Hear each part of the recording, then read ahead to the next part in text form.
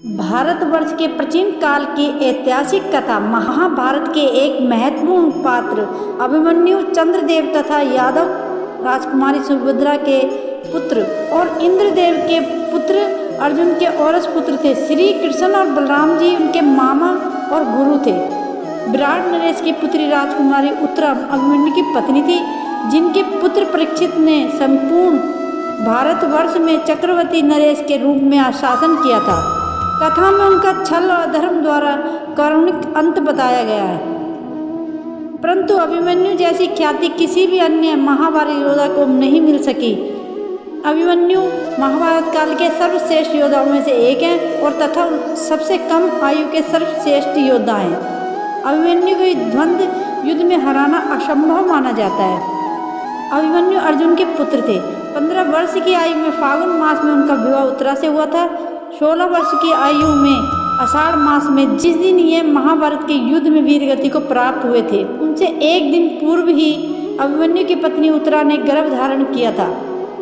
अभिमन्यु महाभारत के नायक अर्जुन और सुभद्रा, जो बलराम और कृष्ण की बहन थी, के पुत्र थे।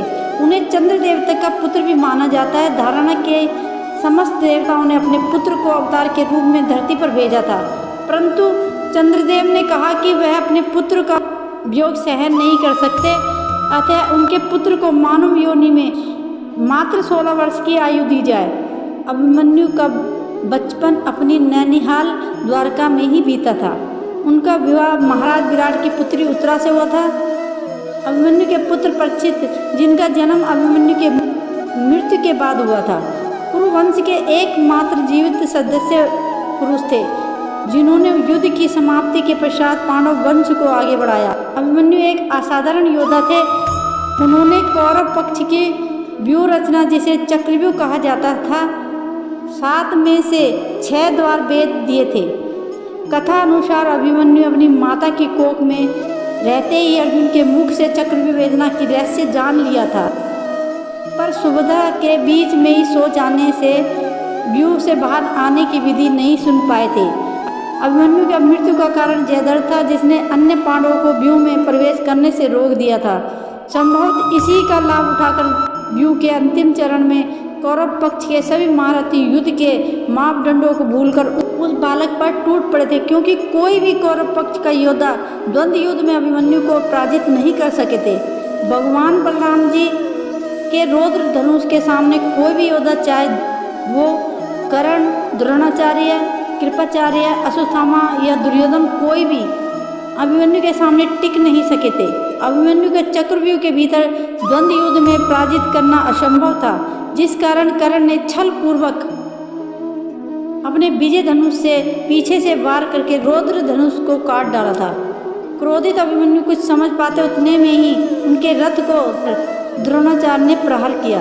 देखते ही देखते अवसर पाकर सभी योद्धा अभिमन्यु पर टूट पड़े। दुर्योधन पुत्र लक्ष्मण को यमलोक पहुंचाकर अभिमन्यु दुर्योधन के सामने वंश विनाशक के रूप में घृणित हो चुके थे, क्योंकि दुर्योधन के बाद राजा के रूप लक्ष्मण ही राज्य करते। ऐसी स्थिति में सभी कौरव महारथी के क्रोध, छल और अधर्म का सामना अभिमन्यु को करना पड़ा, जिस कारण उसने वीर गति प्राप्त की। परंतु फिर भी अभिमन्यु ने अंत तक धर्म का त्याग नहीं किया। मामा श्री कृष्ण का एक नाम रण छोड़ भी है, परंतु अभिमन्यु की शिक्षा में उनके बड़े मामा श्री बलराम की शिक्षा अधिक दिखाई प्रतीत होती है। कर्ण ने अंतिम क्षणों में अभिमन्यु को ही सर्वश्रेष्ठ धनुधर मान लिया था। वे बहुत अधिक लज्जित थे। अभिमन्यु की मृत्यु का प्रतिशोध लेने के लिए अर्जुन ने जयद्रथ की वध की शपथ ली थी।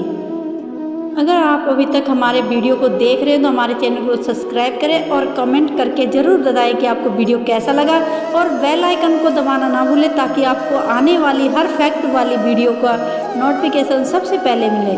तो मिलते हैं एक और ऐसी फैक्ट वाली वीडियो। धन्यवाद।